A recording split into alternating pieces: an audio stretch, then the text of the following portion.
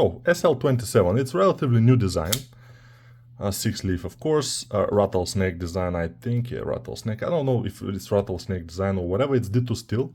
It's an interesting knife. It's Persian kind of a dagger style knife, and they have it in a couple of options. I don't know if I can open it from here. I should be able to, but no, it's almost impossible. And also when you grab the knife, this thing here works. I mean, this is one of the only ways you can open the knife, but if your fingers are touching the frame lock, it will be almost impossible to open. If they don't, it's easy to open, it's easy to, to open. Yeah.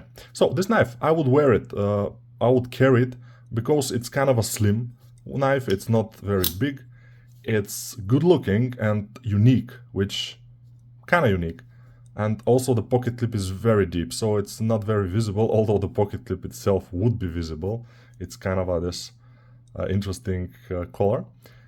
But the knife itself looks pretty awesome.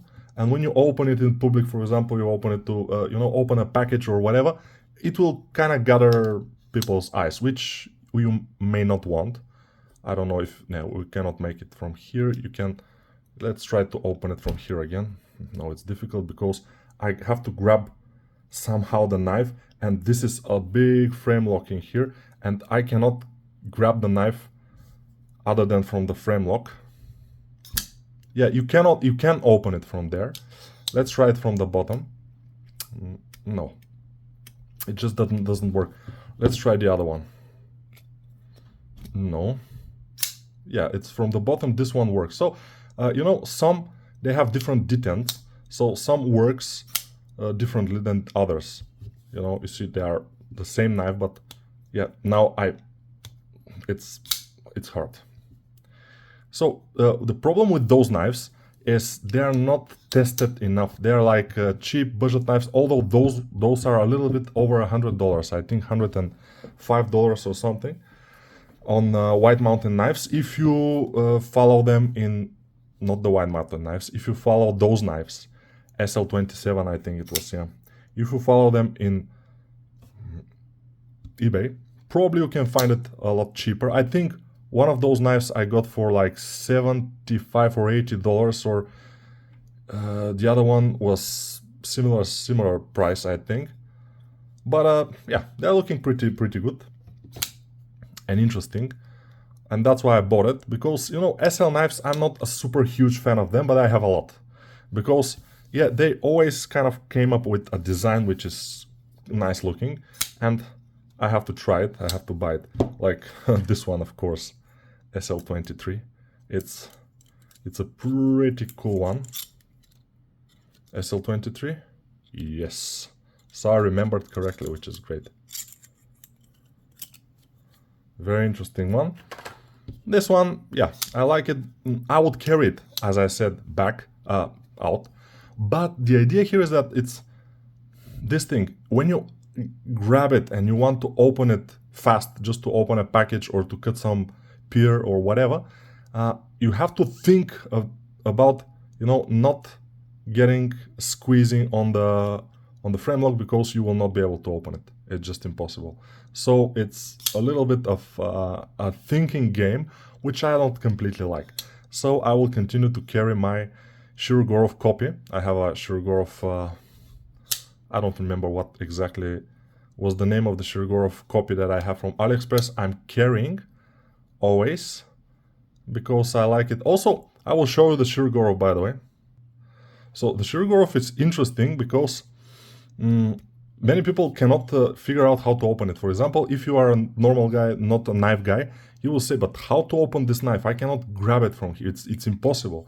So if I have to carry it inside a bank or whatever, and they will say, oh, this knife, I will say, but it's a knife, but it's very difficult to open. So it's not, yeah, of course, it's not as difficult to open. Yeah, I've cut some things with it, so it's a little bit dirty. Usually I clean my knives, I have to clean it. This knife, yeah, I thought I made a review of it. I'm not sure. It's a little bit mixed feeling, but it's very light. It's kind of relatively big. But why should I talk about this knife, since the the thing about this video, the knife about this video is about is SL27. It's not the Shirogorov copy from AliExpress that I have. Yeah, this knife is it's pretty cool, I would say. Yeah, if you are into this type of blades, like Persian type of blades. So I recommend it, of course. I recommend buying it from eBay, not from White Mountain Knives or whatever. Especially if you are not from United States. If you are from America, from United States of America, then it's easy for you. You can buy it from whatever, White Mountain Knives, of course. But if you're not from there, I kind of recommend to buy it from eBay, a little bit cheaper, and then, you know, got it with post-free, and then pay some taxes. I pay taxes for these knives because nowadays, yeah, even from eBay, if I kind of go beyond certain level, for example, I buy like 2 of these knives and I go above $150, then I don't pay taxes in eBay, but when the package comes to my country, I have to pay the tax here. So yeah, I usually pay for them a little bit more than I have to, but it's cool. Yeah, I was able to do it at some point. Now I'm not. From below, no. The other one sometimes opens from below. Yeah, the other one opens from below with no issues.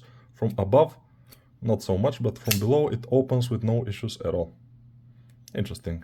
They are the same knife, but of course a little bit different with this insert here, which is in this case is anodized, I think. Yeah, it's anodized, and this one is not anodized. It's just that's the difference. And also with opening, because you know with those knives the detents are not always the same, so they are a little bit different, and it allows for different types of openings and closing. But other than that, oh, now I squeezed it. Yeah, it's a cool looking, interesting knife. Bye for now.